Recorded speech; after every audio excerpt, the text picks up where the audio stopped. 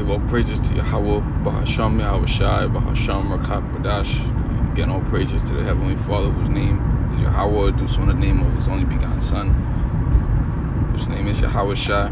Double honors to the apostles and elders, a great millstone. Peace and salutations to the elect of Israel. It's 12 Pariyah from the Providence, Rhode Island camp. Over in this lessons that are fine. And this lesson is inspired by another lesson that I was watching. The elder from the eastern part of the world, I don't know his name, Salaki, if you even come across this video.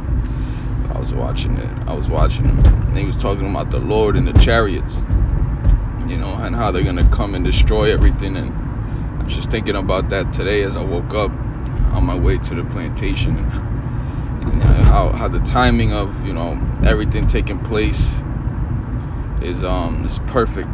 The Heavenly Father's timing is perfect. All these so-called UFO sightings and these mysterious creatures being seen and things like that, whether it's real or it's fake, the Heavenly Father's still gonna have what the world will call an alien invasion take place, and that invasion is gonna consist of two things. Right? It's gonna consist of the gathering of the elect of the nation of Israel. All right, and it's another reason why they're gonna come is to kill a lot of people. But here in Isaiah 66 and 15, it says, "For behold, Yahweh will come with."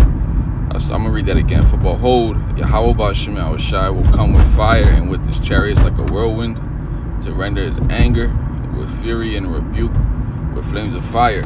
So I'm reading about the judgment that pertains to death. All right, when these chariots come, and a lot of people right now, they don't live a life in fear of the Lord, so they don't see these things that the men of the Lord are telling them about to be true. But it's just going to be to their shame, as it says in 2 Ezra 15. It says, "All the unfaithful shall die in their unfaithfulness." Okay, but verse 16 says, "For by fire and by a sword will Yahweh Ba'ashem Yahweh Shai plead with all flesh, and the slain of Yahweh Ba'ashem Yahweh Shai shall be many." All right, and we're not talking about 1 million or 2 million. We're talking about double-digit millions. Over 10 million.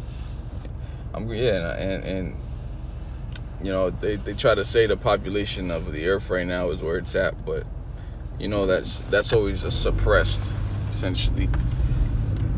But it's gonna be mass death, and everyone is gonna know in that day what's going on. Everyone's gonna find out. Revelation 1 and 7 says, "Behold, he cometh with clouds." Those clouds, talking about the vehicles that the angels fly in, right? That Yahweh Shai is gonna fly in.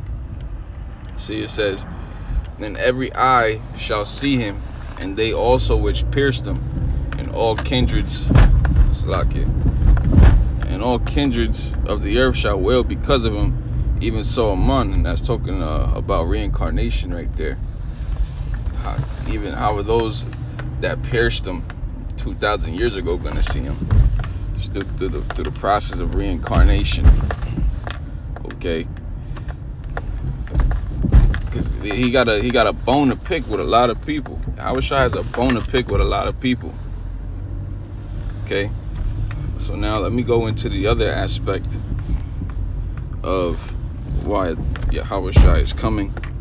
So this is here in Matthew 24.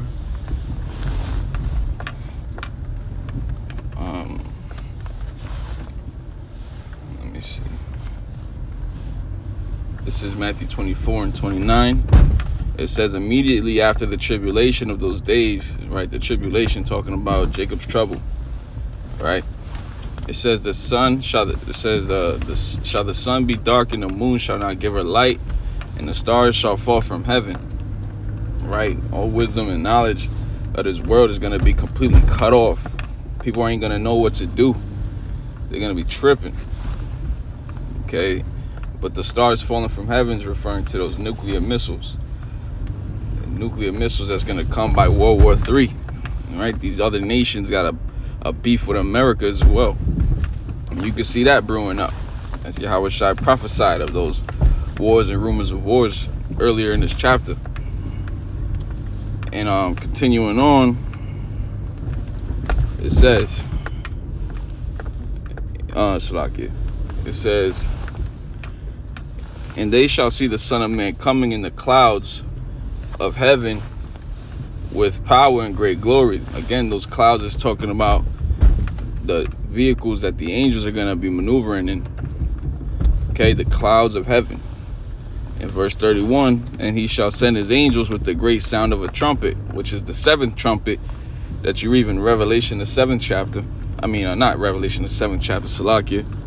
I forgot exactly what chapter it is, but you read it in the book of Revelation. I could look it up, but I'm driving. I don't want to.